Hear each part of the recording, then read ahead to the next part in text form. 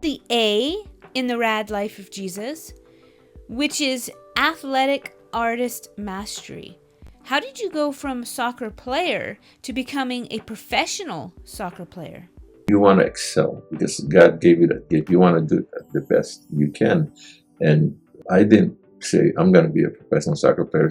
That's what I tell people, college students. Like right now, they asked me to be part of the Academica USL women's team in Turlock. It's right below the professional team. So these players, if they get better, they'll make it to the professional, the pro level. This is like the semi-pro. And why did I get that phone call? Well, because the people realized that I know how to develop players because of my work ethics. And I tell people, athletes, coaches that are always looking for the better players, so showcase. So that's what I help. That's how I help people showcase their talent. And then I didn't say I'm going to be a pro or something like that. They saw what I can do and said, "Hey, you want to join the team?" I was in the Philippines. There was a professional team called Meralco. And then when I got here, they were starting the San Jose Earthquakes. Who did you model after? His name is Edson Arantes de Nacimiento. And a lot of people don't know that, but that's Pele's real name. Pele was the best soccer player that's ever lived. Well, Messi is now considered that.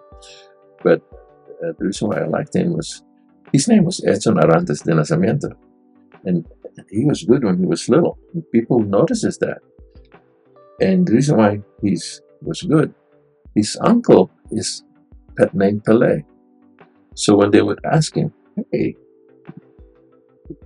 that was pretty good what you did there. Who are you?" He would say, "Pele," like his uncle. So everybody thought that was his name. That wasn't his name. His uncle was Pele, but his name is Edson Arantes de Nacimiento. So when I was reading his story, and I go, he called himself Pele because he thinks he's as good as his uncle. And that's his hero. So he's trying to be his hero. And people started noticing him because of the effort, the mental toughness, the time that he spent. And then he said something that I will never forget. And he said, "What do you attribute your success to?" He said, "God made me good." He instantly became my hero. Pele was a captain of the Brazilian national team. You look up Pele, and the funny part was they traveled, and because he played for a team called Santos in Brazil, and that team was going from place to place to make their so they went to Asia to play different teams, and that's how I found out his real name, because at that point everybody knew who Pele is. And my coach said, "Hey, well," and I said, "Yes, you're the fastest player here. We're going to play that Santos club just for a friendly game. I want you to guard this player named Edson Arantes de Nacimiento." And I said, "Yeah, bring him on." And he goes, "I'll guard him with my life." And then they came out, and I go, "Number 10, coach. That's Pele. And that's Edson Arantes de Nacimiento. That's who you're guarding today." I go, "Really?" I go, so I just followed him everywhere he went. And I was grabbing his shirt, grabbing his pants. And I was doing my best to take. After the game, he goes, "Hey, numero ocho." I go, I said, "See?" And he goes, took his shirt off. "You've been wanting my shirt the whole game. You can have it." I have that shirt, and he signed it. Edson Arantes de Nacimiento. So people would come to my house asking, "Hey, that's Pele's shirt. Who's Edson Arantes?" I said, that's his real name. He gave that shirt to me. Knowing what you know now, what would you tell yourself starting out as a soccer player? Growing up, sometimes I have a tendency to think of myself. How will I stick out on the, as an individual player? And that's when you start losing the teamwork part. You're part of a team, and you make yourself successful by learning the strength of the players that you're playing with. So you use their strength to make you a better player. So if I know that you run fast and I have the ball and you're making a run to a certain space, oh, I'm going to play the ball there so she can get there with the ball and she could score for us. So, because now I know your strength. And if I don't know your strength, then I can't be a better player. So that's how I tell people to become a better player. Know the strength of all the players that surround you and that support you, because that's how you become a better player. Just knowing your ability, knowing players' ability, and then of course listening to the coach instructions, because some coaches have a way of dealing with the tactical parts of the game. And of course, always, I'm going to do my best to glorify God today. Can you give advice for aspiring professional soccer players? It's the work ethics, mindset, and making sure that you have time to practice the sport that you want to excel in. If you want to be valuable, look at all the technical and tactical skills that's needed to be the best valuable player. If you're a swimmer, work on your swim stroke, but you got to do it every day. It's not when you can do it. It's if you want to be good in something, you have to spend at least half an hour to an hour on it every day. And that's what I told them. They go, "I got to do it every day." I said, "Yeah, if you want to be good at something, you got to be." That's why I tell all my players, if you're a soccer player, touch the ball daily. And if you do that, it becomes natural. It becomes part of you. If you want to excel in any sports, read on the technical and tactical skills that's needed to excel in that sport and work on it every day. Then, if you do that, you will be noticed. And they said, "Well, no, calling a coach and saying, 'Hey, I'm good,' doesn't make you a professional player. Showing that you are good will get you noticed." But sometimes it's hard they don't know you. That's where I come in. I will see if you're ready, and then I'll invite that coach to watch you. And he goes, "You'll do that for me when you're ready, because I don't want you to fail." They said, "We have a game next week."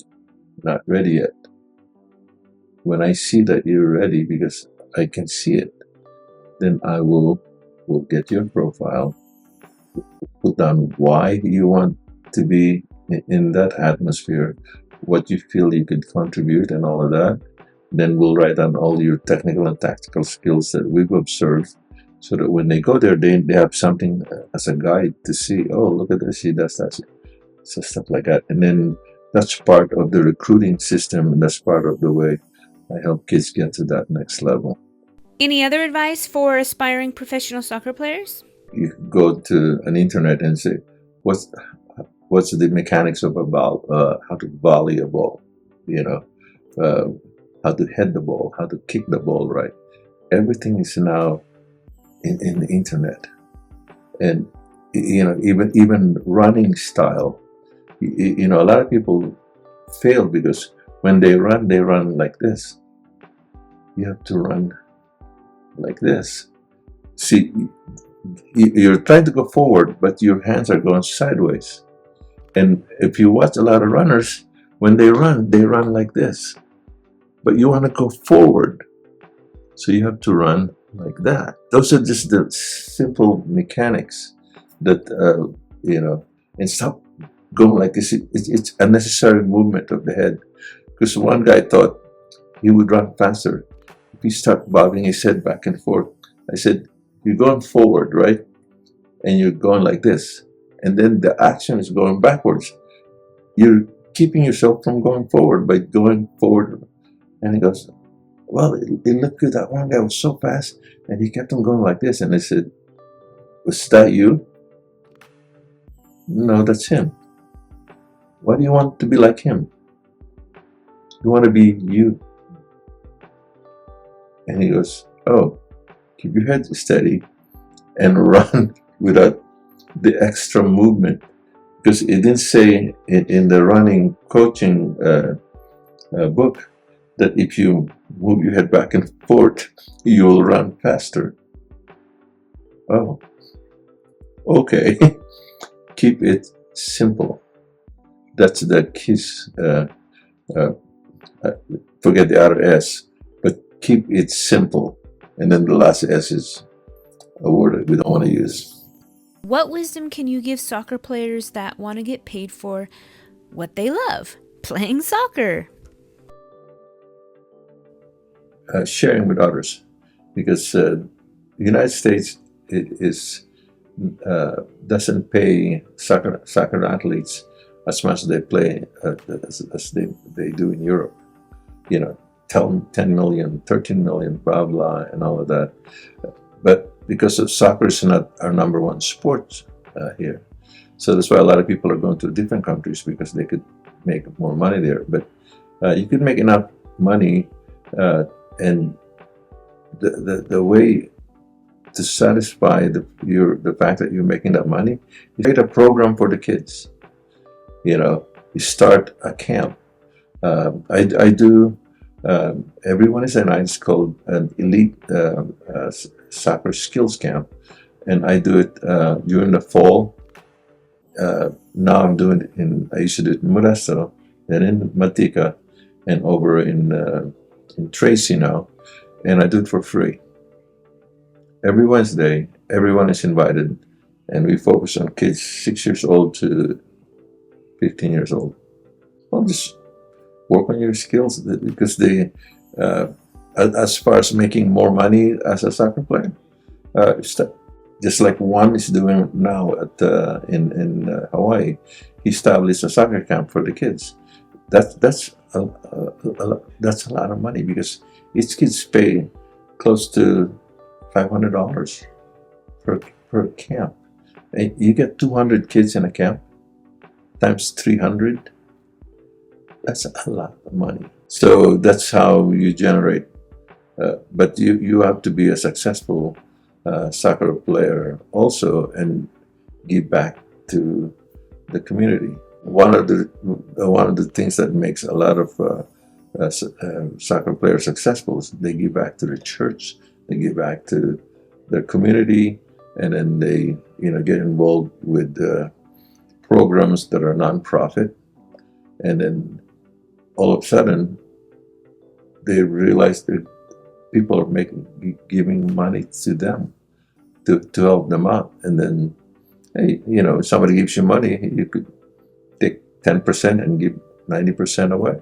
So those are the things that a lot of soccer players can do to promote themselves.